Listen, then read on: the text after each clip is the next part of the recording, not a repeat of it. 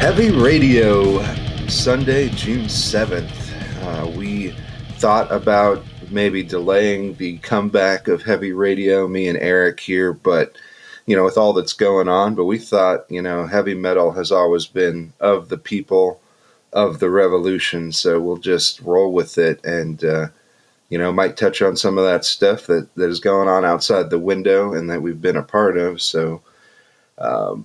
but it's great to be back, Eric. It is great to be back, and I'm excited that we're doing this little comeback celebration, getting back to the Heavy Radio. I'm excited.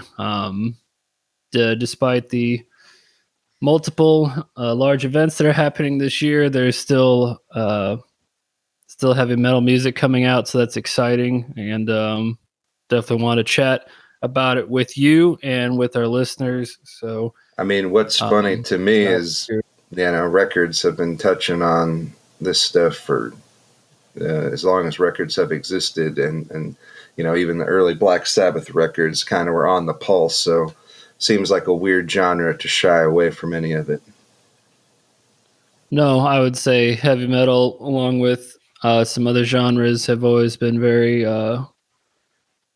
outspoken and forward thinking, and they don't sugarcoat reality. That's definitely something heavy metal has never done. Not the only genre, but anyway. So speaking of heavy metal, I think let's jump into some news. Do you have what's your first news story you have for us today, sir? Yeah, and unfortunately, it is some somber stuff, but also lives to be celebrated. That's how they went out, how they lived their lives. So let's keep celebrating them. So the virus stuff that's going on, I feel like it's hard to be a living thing on this planet and not be affected by that. So everyone's kind of had their own issues they deal with. I've kind of been on the part of the front lines, taking people in and out of hospitals. And one of the people that passed away from complications with the virus is Bob Kulick. And we kind of wanted to have a rock in peace celebration of Bob Kulick. He had an amazing studio career. Like he played with, Lou Reed on Coney Island Baby. He played with Kiss in the studio on Alive 2 when they did kind of some studio work on the live tracks. And he was on that Paul Stanley solo record, which to me, the Ace Frehley and the Paul Stanley records are some of the better Kiss records in general. True. He was with Meatloaf. He was on Bad Attitude by Meatloaf. He was on Michael Bolton's first record, self-titled Michael Bolton. But one that really, one of the ones that really hit with me was he was in the studio with Wasp on the Crimson Idol and Still Not Black Enough, which are two really heavy hitter albums by my book. But he's played with Doro, Colin the Wild. He was on this sweet little record called Blackthorn with Graham Bonnet. He was on Tim Ripper Owens' Play My Game. So, this dude has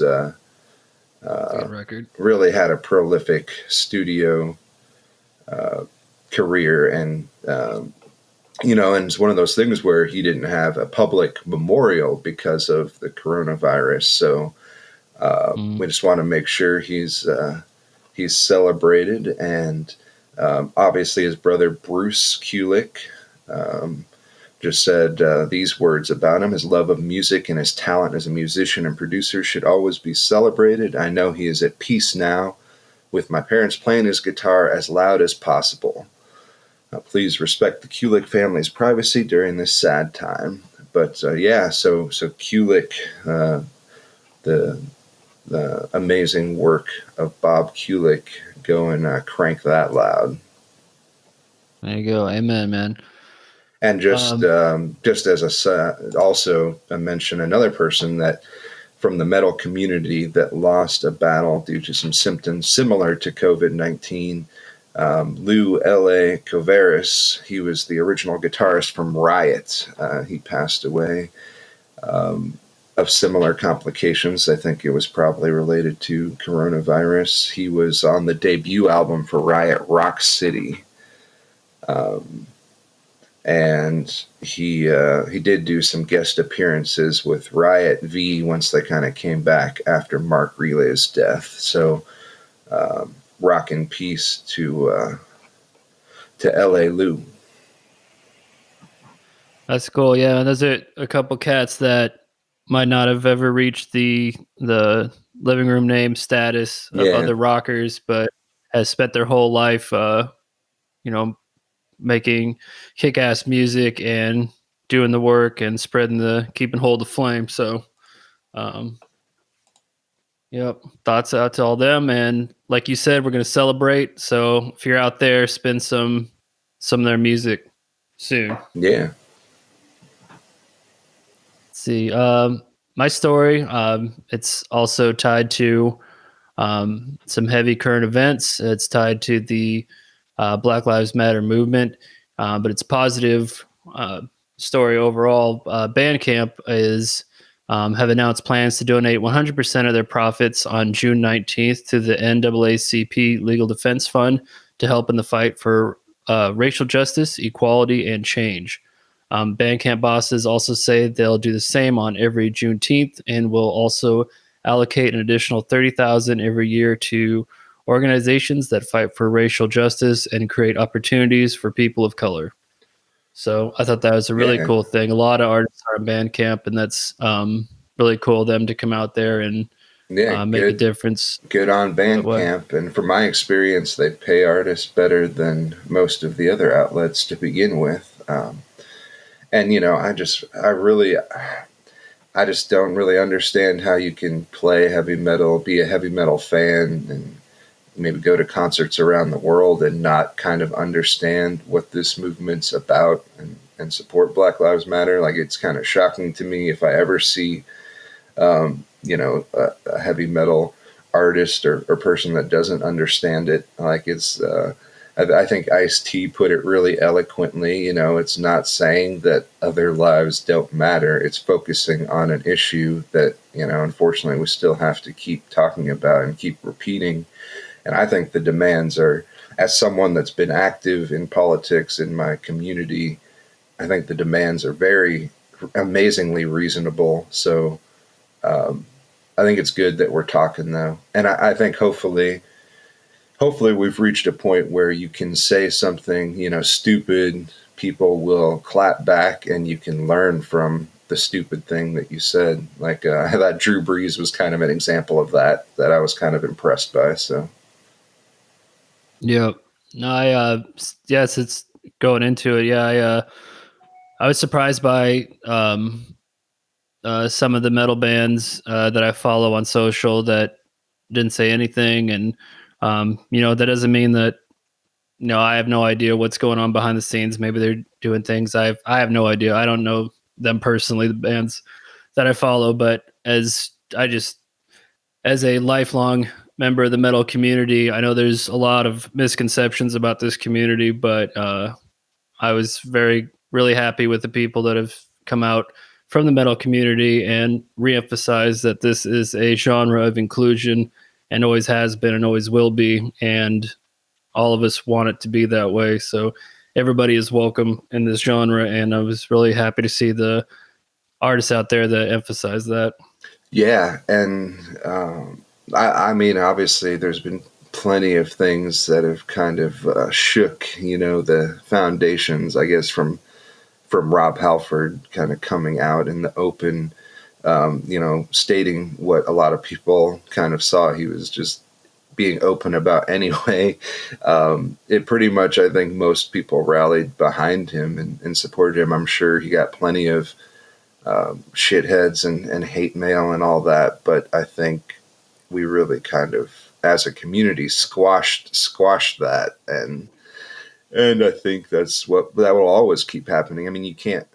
Heavy metal is based on, if you really get to live that life and bring that to the people, you're going to be going, to every every place that has concerts in the world, and even opening up some new markets at this point to heavy metal concerts. So just how could you even, have these systemic, how could you even want to support, any of these systemic racism issues that they really stem from the country's history going all the way back to the beginning. And I think, so many heavy metal albums are about history and historic things that happen. I mean, Iced Earth is one that really comes to mind. And even Matt Barlow from Iced Earth went off and became a police officer. And I still feel like, I don't know, I haven't heard what his recent thoughts are, but I feel like he would be very supportive of what's going on just from what I know about him. So it's like,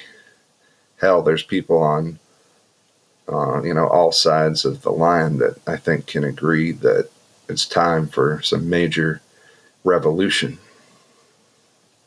Yeah, and as a genre, like we touched on earlier, it's not a genre to stand on the sidelines and let things go by. So if there's things that need to get called out, I mean, that's back to what Ozzy was. I read in an old interview years ago when Ozzy was talking about the formation of Black Sabbath, which is heavy metal incarnate, and they were just talking about how they were just sitting there and everybody was saying in San Francisco that everything's awesome and happy, and they were like saying, no, this is my experience. Yeah. I'm in the steel mills and life is hard, and now we're here.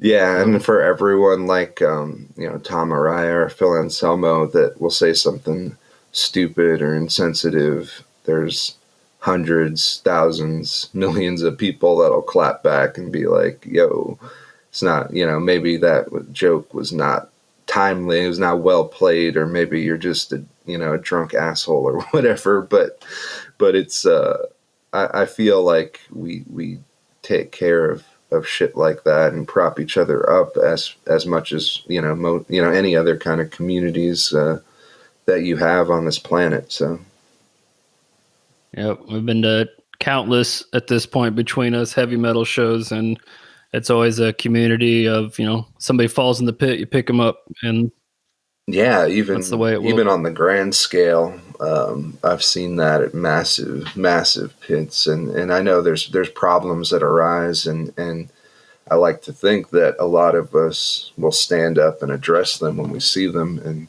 hopefully that we can all do better. And I think that's the main thing. Is speaking of Judas Priest, to kind of segue on to my next bit of news, is KK Downing had this book that came out a couple years ago called Heavy Duty, and I still haven't read that one the yet. Spinal Tap song is not lost on me. Heavy Duty, but brings out the duty in your soul. But Great song. But yeah, it's now coming out on audio tape. So if you're one of those people that likes to hear the spoken version, you can check that out. I think I will. That's cool. So he did the audio himself? That I'm not sure if he did the recording or if it's just somebody else reading it. I don't know. I know he did write the book. At least it doesn't give any sort of other writer. It just says by KK Downing. So there's that. That's cool. My next story is a little bit lighter note. During quarantine, while everything's been going on, and also for you Metallica fans, you probably also know that James Hetfield entered rehab last fall, a little bit before all the things this year started happening. But with his time at home, he has actually been making handmade tables. So jumping into carpentry. He's of the table. Yes. So if you're aware of the table memes that came out around Lulu, I'm sure the irony is not lost on you out there. But I guess he's auctioning them off for the All Within My Hands foundation that Metallica created a few years back. So Grandfather's Hetfield's tables. Exactly. So all memes here. So it's good to know he's getting out there and staying busy. He looks good, so I was good just to hear James is out there doing anything because didn't hear much for a while. But yes, he is. He is the table now. With respect to people's battles, there was also a side of me that was like, "Yo, James Hetfield still went like Black Album nuts on the drink and the heavy duty." So, I mean, yeah, I think as long as you kind of realize that, yo, I got back into it and I need to chill out for a while, I think that's what's important, you know? Yep. So I'm glad he looks like he's doing better and feeling healthy. I saw him do one of his car. I think he was doing this shit like a little internet spot on his car collection. It was pretty cool. And for any of you out there that don't know, gigantic Metallica fans here. So yeah, him and so that was him and Jay Leno can whip out their car collections. Yep, car to car. Yeah, Brian Johnson. Annihilator Jeff Waters said that he wants to reunite with singer Coburn Parr for the Never Neverland 30th anniversary tour in 2021. This is something I'm excited about. Totally looking forward to that if it comes together. Never Neverland, so many awesome badass tracks on there. And it came out in 1990. You got Road to Ruin, I'm in Command, Reduced to Ash, Phantasmagoria. To me, this like the vocal spot was always kind of what suffered for Annihilator for me. But I thought Jeff Waters actually does a pretty good job when he sings. But his kind of guitar playing, you really want to be able to focus on in my mind. So Coburn Parr was my favorite vocalist from the Annihilator catalog. So I'd be stoked to see that happen. Man, I still haven't been able to find Jeff Waters' guitar. If Jeff Waters, if you're listening, I've been trying to find that red Flying V. Call us up, Jeff. For years he now. will buy it off you. Yeah, I've been trying to for years. So yes, because I always thought that was a rad guitar. His custom shop ones. Well, that's cool though. That's cool news. Yeah, I hear tell we have a new sponsor of some kind. Yeah, it's gotta pay those bills some way. So it's been a bit since I've read some commercial copies. So here we go. Got myself a sponsorship. Yep. Day one. Who knew? How could it be so quick? This one is Brian Johnson's Interior Car Wax. Ooh, ooh, ooh. You love your car? It's a fast machine. You keep the motor clean, cover it in oil, and keep it riding on. But hey, have you ever thought about the interior? Introducing Brian Johnson's Interior Car Wax, the only interior car wax endorsed by lead singer of AC/DC, Brian Johnson. Dry dashboard? Wax it. Cracked seats and upholstery? Wax it. You'll be so happy you'll say, who made who? So get yours today wherever car waxes are sold. And when that oil's running low, thank you, Brian Johnson. Cover it in oil. Wow, this looks like whoever wrote this slipped in some like multiple AC/DC references. Yeah, who off the top of their. Yeah, they were really, they were really going for it. Inspired writing, inspired marketing from the Brian Johnson's Interior Car Wax marketing team. Yes. So after now that we paid our bills, let's roll into songs of the week. Heavy radio tracks, and I'm starting off with Let's Bring the Riot. Let's bring it. This is Riot, Swords, and Tequila. And this was kind of the first Riot song that I heard, and it just gets me amped, and I think it'll get anyone that listens to it amped. That's what I like to think. Hell yeah. Let's see. So we're going with let's go with our classic picks. I'll continue it rolling. My first one up is Accept, Guardian of the Night.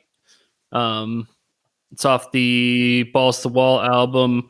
That's one that I recently found. I know of the record forever, but it's one of those B-sides that just like came into my mix a month or so ago, and I was like, oh shit. So going out Yeah, there and check that one out. except there's so much amazing stuff in this, except in Udo Dirkschneider catalog, and it's worth a deep dive for sure. I finally got the honor of seeing Udo and standing there at the front of the stage singing, Fast as a Shark with him. And dude, like he looks like this grandpa dude, but he kills it. Still ripping. Still 110% ripping. Yeah, those melody, like almost every part of got every the dogs song is like a barking. catchy hook. Yep, we do. He's out there doing his work to help. What's your next classic pick here? Speaking of celebrating Bob Kulick, he was doing the studio work for this very, I would say, prophetic track from Still Not Black Enough. It is Goodbye America. Blackie Lawless kind of always was outspoken. He's probably been boneheaded on his share of things, but I think this one really cuts. And Goodbye America. It's a heavy hitter, but I think a lot of people kind of saw a lot of this shit coming, and this I think was kind of an example of that. Check it out. I think that's a really strong album in the Wasp catalog. Still Not Black Enough, and celebrate that Bob Kulick studio work. It's Wasp with Goodbye America. Awesome. So this next track is one that's in my all-time top 10 list. See, for listeners out there, Mark and I, since we were kids, like we'd have this thing where we just talk about songs that actually make you just want to like pound the table or like break a window or just like, I don't know, just freak out, just stuff that amps you up. And my pick is AC/DC, Shake Your Foundations. Oh, And hell that song still to this day makes me just like, it's like if we got to get amped up, we need to get amped up now. Like that's on my short list. Like play the fight riff. Let's go. Yes. Let's get amped. Yes. That song, I just rock. Yeah, and No way other way to rock. And it's a good rock and roll song. I think we've touched on it before, but I mean, we had the privilege of playing a lot of these songs over terrestrial radio, over the FM dial, and I guess there's probably not a lot of places in the country that played these really deep cut AC/DC, but especially like the King Diamond and the SOD and Merciful Fate and Manowar and all that. So like, I just, not a day goes by that I don't remember those times fondly. And we would have people calling up like, yo, I drove around the block just to listen to the rest of that Merciful Fate song, or it was really awesome. But yeah, I was the guy that plays Death in the Bill and Ted movies. Just brought up Maximum Overdrive and the awesome soundtrack that was all AC/DC. His name escapes me now, but that dude. Which, on that most excellent note, did you see that Bill and Ted like came to talk to the San Dimas class of 2020? Like they did a video or something for him. No, that's awesome. It was pretty dope. And be excellent to each other is to me. I don't know. That's the way I live my life. So that's rad. I watched Conan O'Brien's commencement speech to Harvard last night, and that made me laugh. That's awesome. Talking about old school, but I had to watch Bill. That's still one of my favorite podcasts. I just caught that Rob Lowe one, and that's another one that just cut me up, dude. I haven't listened to it yet, but I'll need to. I like this new phase of Conan O'Brien. Oh yeah, kind of unchained, untethered to the big corporations. He just can say whatever he wants. It's pretty awesome. And no time constraints on the interviews. They just kind of go riff until they think it's not good radio. Don't know what that's Speaking of that, we should probably go on to the next track. Is it your track or my track? See, I did my old school tracks. Do you have one more old school I track? got one more. Yeah, one more old school track. What you got? I have Jerry Cantrell with "Cut You In." Now, Good one. yeah, this song fucks. There's no other way to put it. It's This song, fuck. And Jerry Cantrell said himself in a 1998 issue of Billboard magazine, "This song is directed at the type of folk who ride with you when shit is good. When your situation turns south, they're the first to bail, unlike true friends." And one of the really dope things about this song, I mean, Mike Inez on bass, so fuck yeah. Um, but also Angelo Moore of Fishbone on horns just really makes this song. In my take, Cantrell was like, "I was pretty hammered when I wrote that tune. Just grabbed this guitar I made in high school. It's a white Strat I call Embo, and I wrote it out in about 20 minutes." Uh, That's right. Great, That's the way it goes. great Sometimes. song, awesome music video. If you haven't ever seen that, check it out. Sean Kinney on drums, Mike Inez on bass, Angelo Moore on horns, and Jerry Cantrell on bitchin' vocals and guitars. His solo catalog That's a is, good is record all too. awesome, but this song just always just gets me going. Um, and I think, Jerry Cantrell's had a lot of, not only have the last few Alice in Chains records really ripped, but he had an awesome song from that Dark Knight Batman inspired track that came out recently, and he was in the Keanu, what was that Keanu Reeves movie? John Wick. He had an awesome song on those soundtracks. That one. But yeah, "Cut You In," Jerry Cantrell, Rocket. Hell yeah. All right, and let's see here.